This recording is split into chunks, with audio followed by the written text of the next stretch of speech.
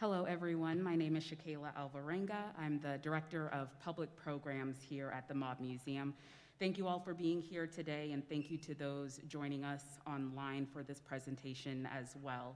So in recognition of National Alcohol Awareness Month, today's Community Safety Forum will focus on addiction. And it's a pleasure to introduce our speaker for the next hour. Will Allphin's story is deeply personal and it's inspiring. Allphin is the Training and Activities Coordinator at Foundation for Recovery, Nevada's statewide recovery community organization, a community nonprofit led by volunteers and staff in recovery from mental health and substance use disorders. Please welcome Will Allphin.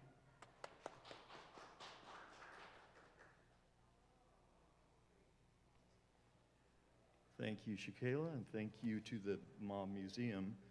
I'm going to take this off. If I walk around, I'll put it back on, but I'm going to take it off. I just want to thank everybody for coming and thank everybody online. My name is Will Allphin. I'm going to zip into my, there we go, to my PowerPoint. Again, thank you to the Mob Museum for having us here. I just wanted to go see what I really look like before COVID. I am a legitimate executive-looking type.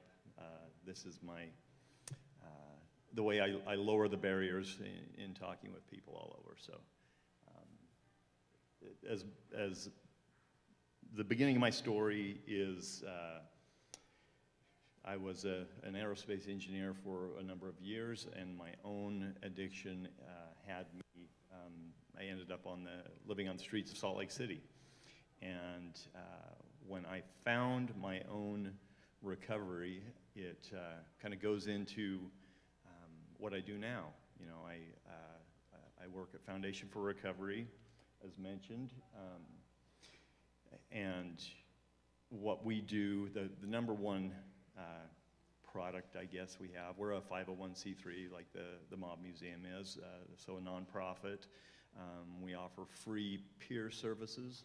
And what peer services are is I sit down across the table, low barrier, talk to a person in or seeking recovery, and I use my own lived experience in battling my substance use disorder, as well as my road to recovery as a way to connect to them. It's not to say that here we're exactly alike, but it's to say mainly to be the reintroduction of choice and the reintroduction of hope to somebody.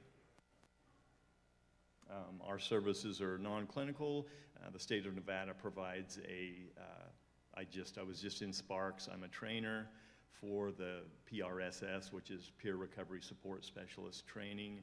I was just at our location in Sparks doing it's a 46-hour in-person training. It's the one that I did up there, but it just helps people with 2 years of sustained recovery learn how to work with other people, and then the state does certify that position. What we do is we take a strength-based, person-centered approach.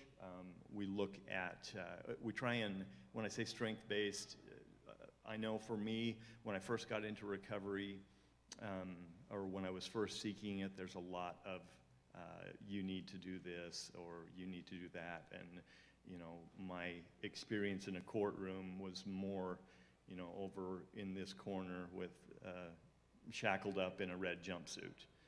This is very unfamiliar to me being in this forum, but that's a lot of this hierarchy-based again, just that you need to do this kind of approach to treatment and recovery. At Foundation for Recovery, again, some of the programs that we have are peer support. We have a recovery-friendly workplace initiative, which I'll give some information on, a faith initiative as well. We do overdose recognition response training, which is very important. In 2019, there were about 72,000 overdose deaths in the period ending May 2020. So May 2019 to May 2020, there were 81,000 overdose deaths. So that's one of the, as a overdose survivor myself, that's really close to me. Again, the peer recovery support specialist training. I'm also a trainer for community reinforcement and family training, or CRAFT, which is a evidence-based family program. We do outreach in, we have a partnership with Dignity Health that we go to the emergency rooms when somebody comes in with overdose and or substance use issues. They have the opportunity to call us and we'll show up 24 hours a day. And then we have community recovery centers in Decatur and Charleston here, and in Sparks as well. And then in both we have small clothing closets. So again, as mentioned, Alcohol Awareness Month. Alcohol, it's legal, it's socially acceptable, but alcohol kills more people through direct death, direct cause, and then things like accidents. It kills more people than any other substance in the United States. So these are some of the statistics from SAMHSA that just shows Nevada compared to the United States as a whole. And then these are some of the COVID specific statistics that have just come up, and it just shows we're not too much different, but in certain areas we are.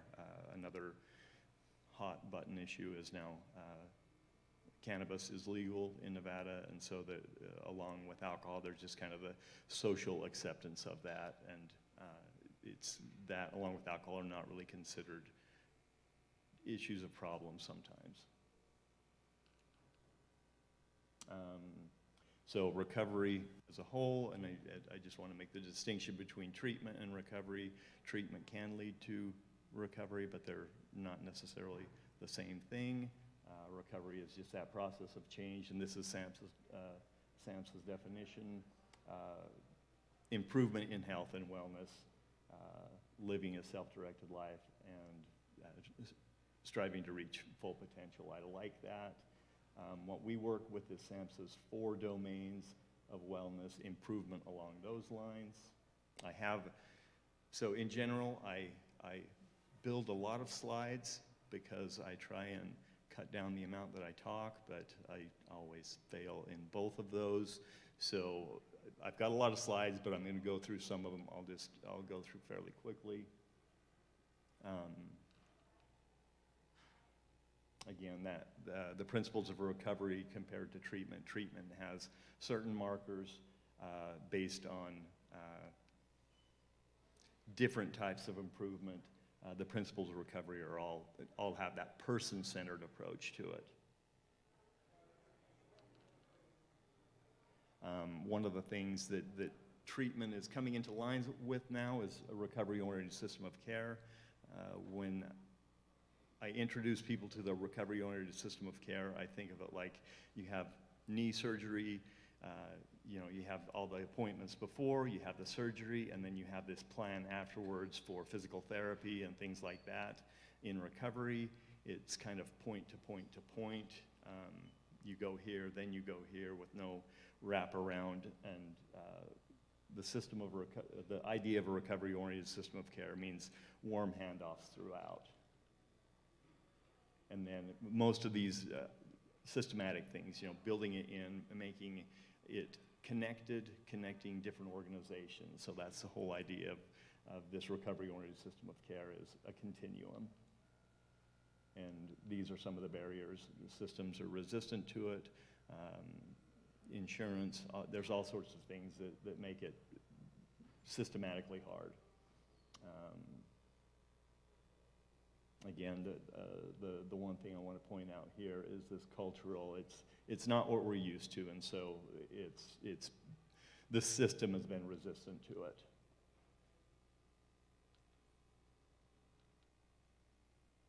And this is the main one I kind of want to get to because there's a lot of information, but it just has the individual in the center and then it has all these systems around, whereas in other ones it has the individual going from place to place to place to place and kind of working under what, here's your services rather than asking the individual what services they want.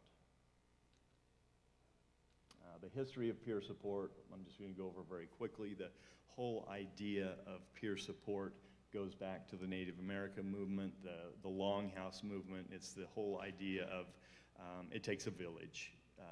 The Longhouse movement was multiple families would be in one longhouse, and so everybody within that house raised members of it. And then in here, the beginning of AA, a lot of people look at that as, the real beginning of the recovery movement, but the recovery movement, it goes back over time. And this is just in the Americas. So there were similar movements across the world prior to that as well. And then peer support itself, sparked by deficiencies in the system, by lack of connection. People looked at the idea of a non-hierarchical system of, peer-to-peer, person-to-person. And these are some of one of the best ideas that I really like to point to is nothing about us without us. It's that person-centered approach. And this is just kind of a nice view of what it is. It's, again, the person's in the center. It's collaborative. It is reciprocal. So the peer, and we call our peer workers, we call them coaches. So the peer and the coach, it's a back and forth. I can learn as much from the person across the table as I am giving them. Peer-based, as Shakayla mentioned, we're an organization that is 90+% run by people in recovery. And just the statistics again, peer support has shown efficacy, and insurance companies will now pay for peer support. Mentoring, coaching, advocacy, there's a lot of things that we do within that. And these are some of the core competencies. Again, this is just a lot of information. The main idea that I want is if you have questions, please ask when we're done, because there's a lot of information. And some of the is and is not, we're not professional. There may be similarities to peer support and like an AA sponsor, but very different. We're not, again, it's not a hierarchy. And again, Medicaid, Medicare billable, most insurance companies allow it to be billed for. Our services are free, but that's, when insurance will give their money to anything, it shows that there's shown efficacy.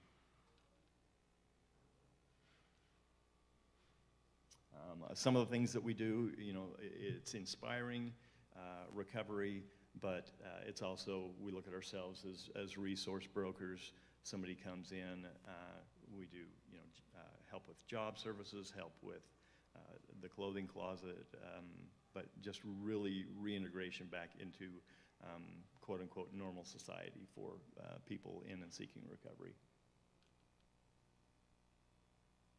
And again, recovery, it's not like a singular event, it's an ongoing thing, so we offer that ongoing support with the hope and with the idea that, once this person has attained a certain level of recovery, then we give them the ability through our peer support training to be employed. We have a number of people that utilize our services that are now working for Foundation for Recovery as well.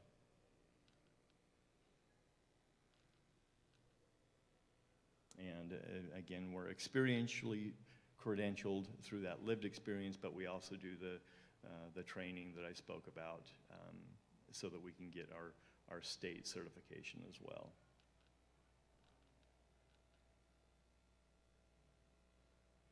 And these are some of the types of support that we offer: emotional, informational, instrumental, affiliational. So really, again, helping the person to build their own support system, and then also to recognize their support system in things that they may not have considered before.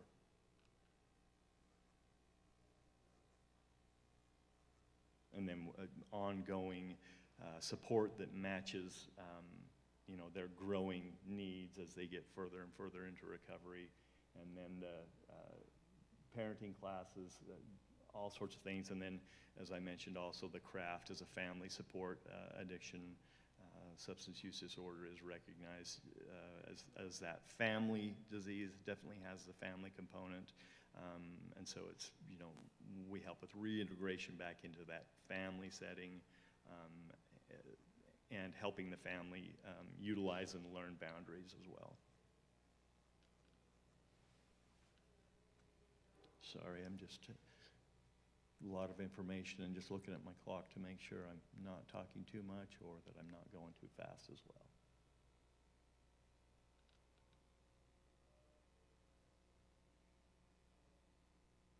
We have, again, prompted by COVID, we have a number of online support meetings.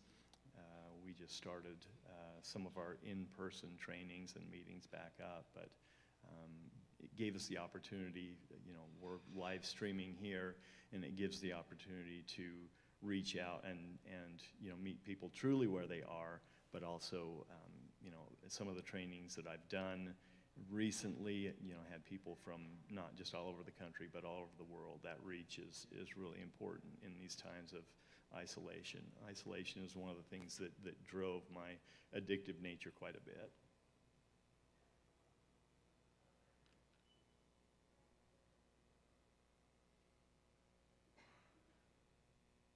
And this one, we're bringing recovery to Fremont Street, I suppose, instead of Main Street today, but it's the idea that, another thing that fueled my addictive nature was shame. If we can talk about things more, get it more into the open, people are going to be more willing to seek help.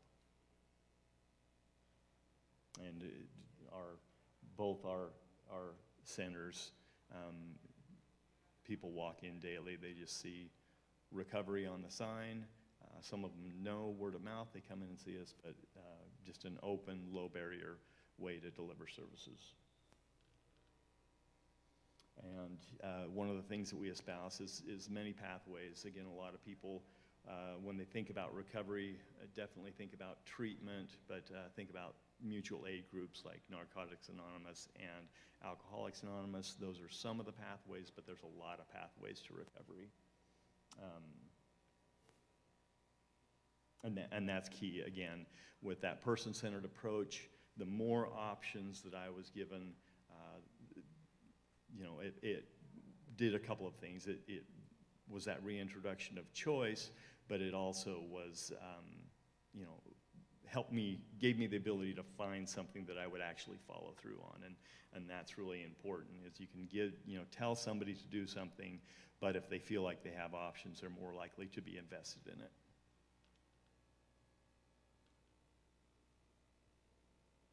And these are some of the things that, as I mentioned, we do this, and then Las Vegas has a program, has one of these pre-arrest diversion programs, where on that contact, rather than criminalizing substance use disorders, they give the person an opportunity to seek help before they roll them into the justice system.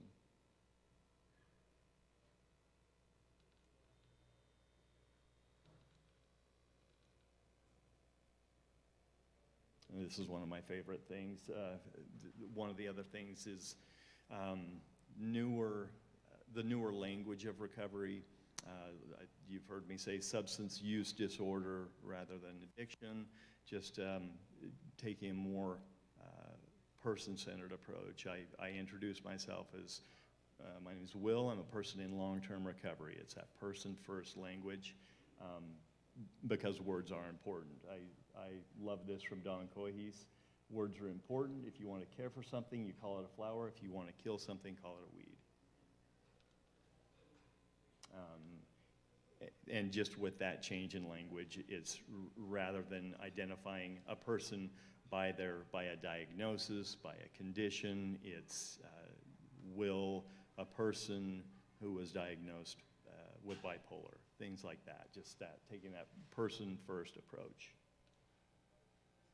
And again, for me, it's not me preaching and saying you need to be politically correct. It's just, for me, it's just, I go to a meeting and I identify myself as an addict. Is that truly who I am? I'm always a person first.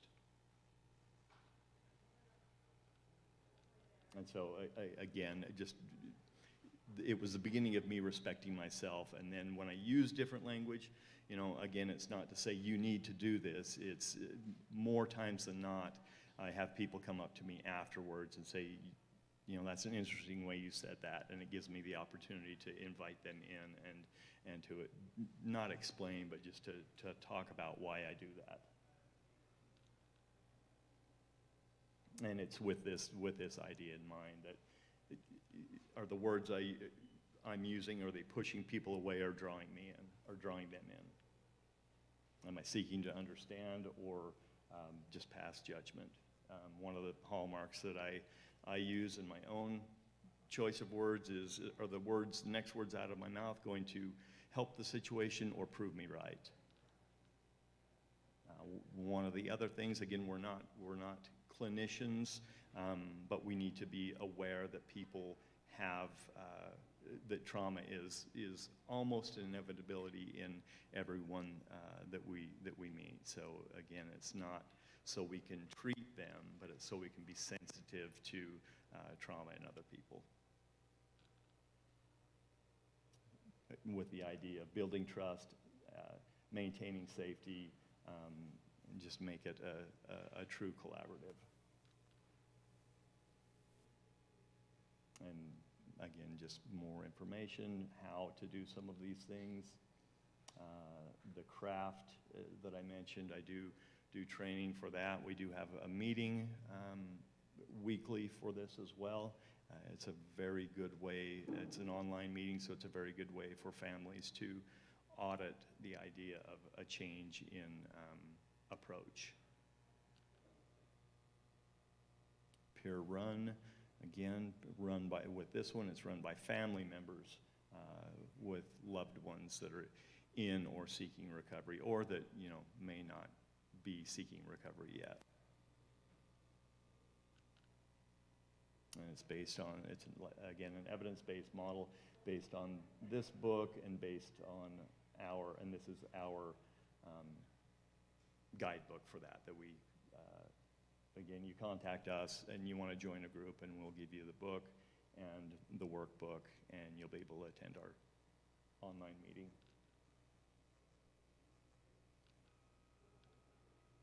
And again, the communication and the words that we use are paramount, so this is just a walk through that.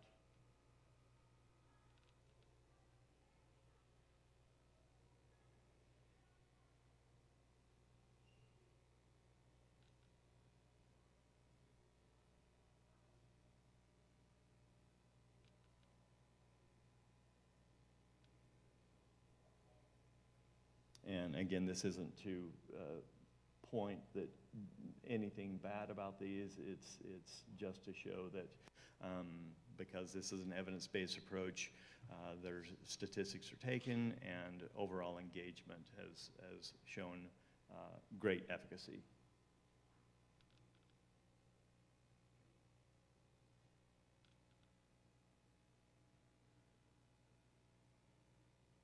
And this, like change, things are going to happen. They're going to continue to happen. They can get better.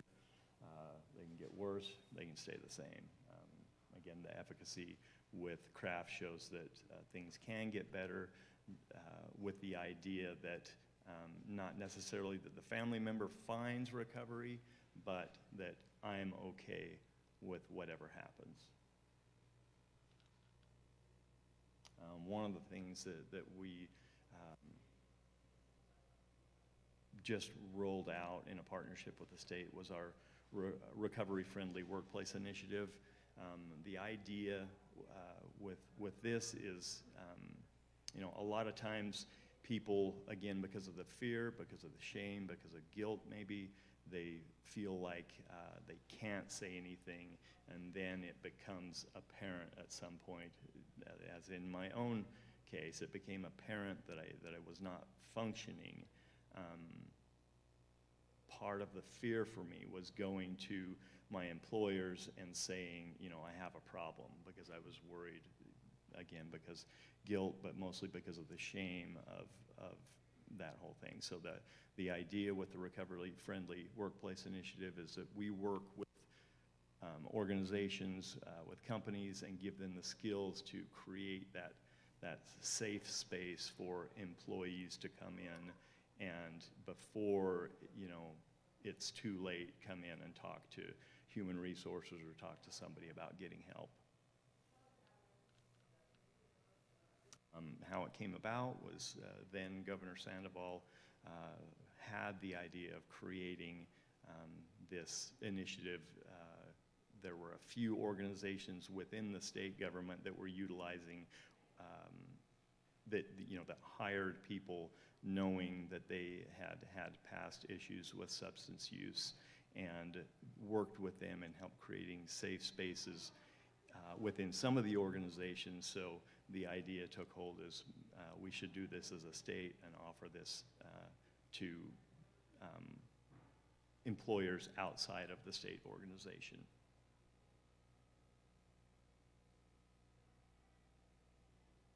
One of the, as shown here, New Hampshire adopted this, and again, it's shown great efficacy. It's allowed employees to, really grow and seek that change in a environment or a culture that invites it. So what we do at Foundation for Recovery is we have this toolkit. We will come out, teach employers how to utilize this, and also give them, endorsement that they are now a recovery-friendly workplace. One of the main things for me in seeking recovery was the stigma. Society, again, has, the person that a lot of people envision is the person, on the street, the person living in the tunnels here. That's what the face of substance use looks like. And so when somebody in, a visible or, that's achieved a high level of accomplishment in employment, it doesn't look like that. And so the facade is kept up, and things grow, problems grow, and eventually, as in my case, I tumbled out because I just couldn't hold it together any longer.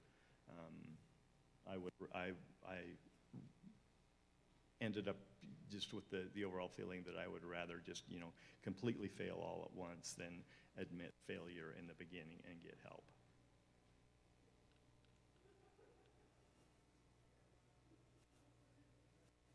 And so this is what our initiative does, and this is but we help employers promote and foster that healthy workplace. We empower them to foster this themselves, and then we walk through and grow with them as their own knowledge grows. And again, the driving factor in a lot of things in both recovery, the overall recovery, going back to SAMHSA's definition, our overall wellness, underlying that, our insurance system. When companies have adopted this, it early on shows efficacy and the initial output in the beginning is made up for in the benefits of having that healthy workplace and the benefits of supporting good employees that may have had a problem.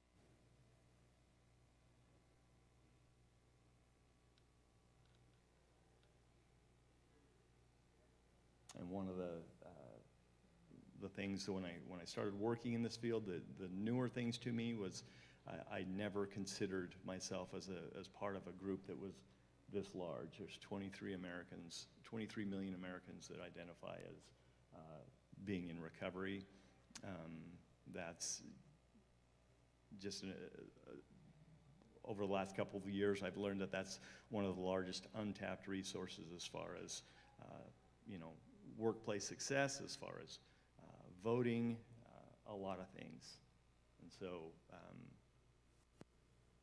if our country can enlist these people, for me being one of them, for positive change, that's just an amazing resource.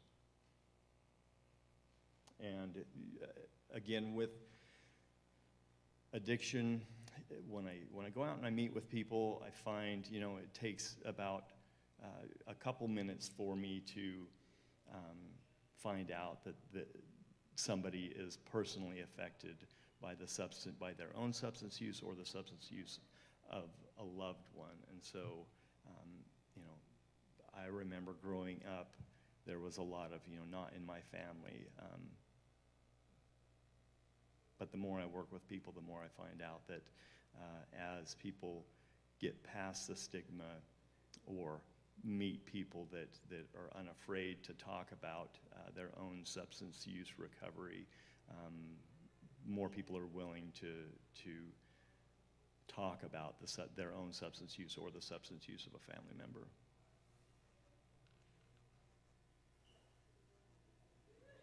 And again, removing that stigma, if we can join together, it really helps us to get past the idea of, I need to keep this in the dark. I need to hide this. Together we can recover, and together we can help more people to recover.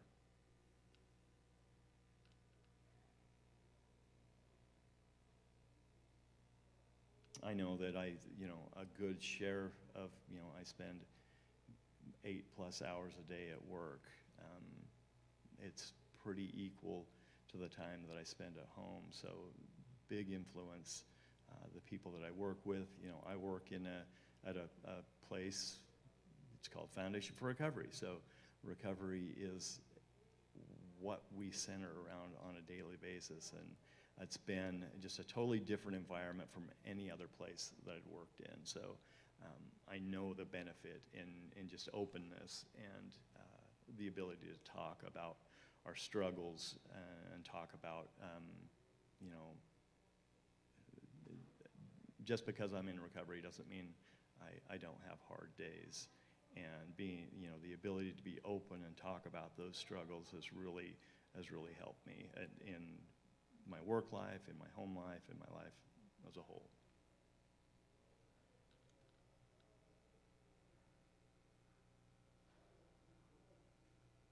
And you can see the benefits here. The number one benefit is employee retention, and when a company shows loyalty, an employee will reciprocate with loyalty. And this one right here, community connection, because learning, when employers adopt it, learning that other companies are doing it gives that chance for further collaboration. And then the person-centered look at it is, yes, companies are going to, the bottom line is going to be a big part of it, but people that truly adopt it, I feel like they're really, going back to that core of connection, that that person first look at things. So I really like this idea.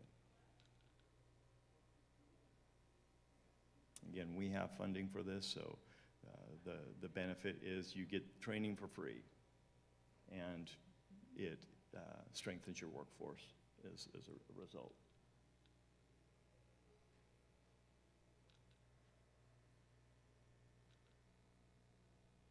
And this is I'll throw a plug for Sam. She's our director. Companies can contact her, and she knows more about it than I do, and she's ready to help you with that. One of the other,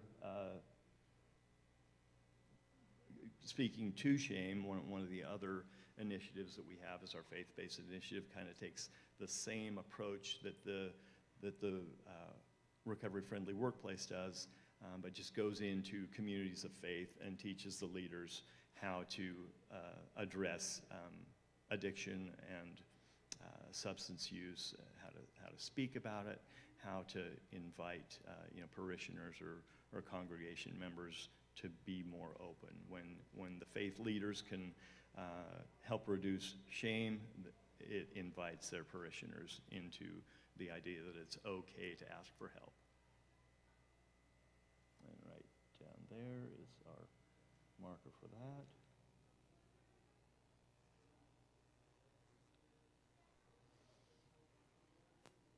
Just the whole idea of peer support. To get back to my personal story, I was sitting in jail, and I didn't know if I wanted to recover. I didn't know what I wanted. I knew that a lot of people were telling me what I needed, and a friend of mine came in, and he sat across from me, and he said, "Will, what do you want?" He asked me, and nobody had asked me in a long time. A lot of people have been telling me what I needed. I didn't want to hear that. He asked me what I wanted, and it was eye-opening, and he cared what I felt, what I thought, and it's what brought me into the center of my own recovery. And that's the idea with peer support at Foundation for Recovery, with all the things that we do at Foundation for Recovery, is just looking at the person, finding out what they want, and then helping them find it based on their own skill set, and then also helping them grow.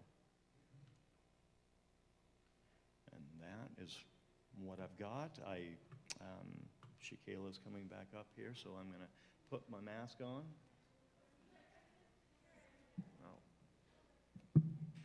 Thank you, Will. Really Thank you. appreciate it.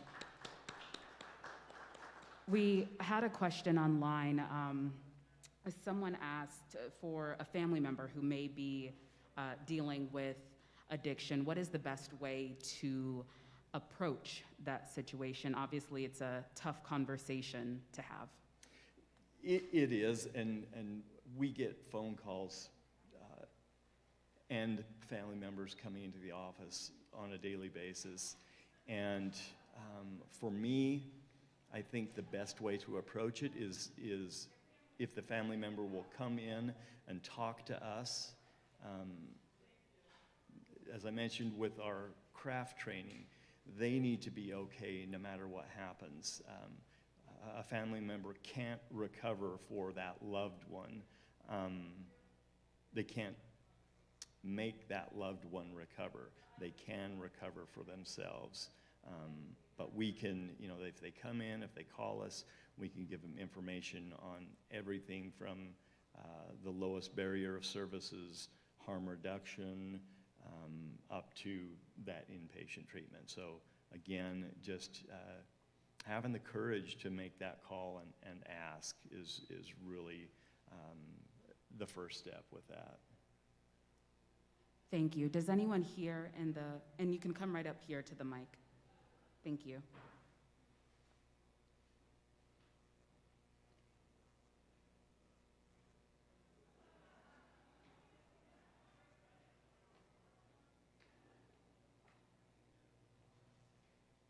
What are your thoughts on harm reduction? Because I checked out a place called Track B that provides known drug addicts to clean needles, and my concern is that a little kid could come across a dirty needle and find one. And that's a great question, and that's honestly just that scenario is one of the concerns that prompted Track B. I know Track B, work with them often, but that's one of the things that prompted them to start the services that they offer. What Track B is a harm reduction group. What they do is they give clean injection supplies, safer sex supplies, wound care supplies. They give fentanyl test strips. They give a number of services. But to speak specifically to that,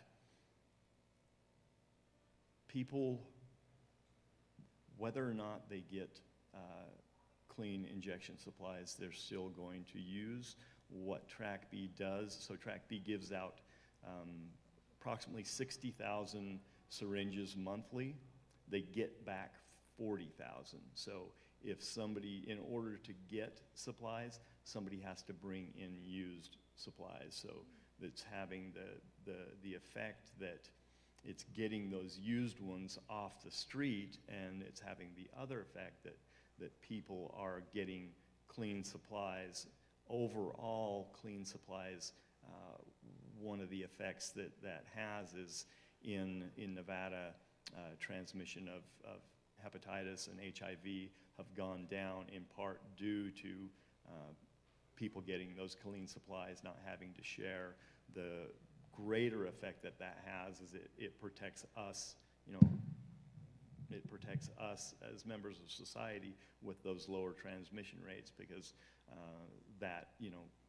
people, family members, loved ones, they can transmit those diseases through other contact, not just through injection. What about cleaning up after the drug addicts who use them? And so the used supplies. Yes, because I've came across one, maybe two syringes on the ground. And it's not going to solve it completely, but it does get 40,000 of those off the street. You can go to any community and find those, but again, it does have the result that they're going to have to bring at least 10 back to get 20. So it does. It doesn't take 100% of them off the street, but it does take a number of them off the street. And so, again, the side effect of that is that there are fewer, and then diseases are not transmitted at as high of rates. I know a lot of people believe that offering that is a form of enabling. I look at it as it's enabling us to live as a more healthy society. But there are still concerns. Again, it doesn't solve everything, but it is a step in the right direction. Does anyone else have any questions here? Okay, I think we have it. Will Allphin from For Recovery, thank you so much for being here and educating us all on the important resources that are available in our community regarding this issue. You are an inspiration to us all, so thank you for the work that you're doing in the community.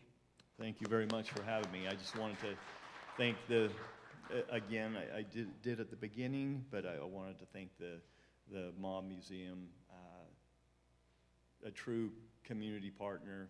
I mean, this is a great place, but the overall is this organization cares about our community. These community forums really enlightening, and I just want to thank Shakayla and the Mob Museum for one, for offering this, and two, for inviting me. Thank you very much.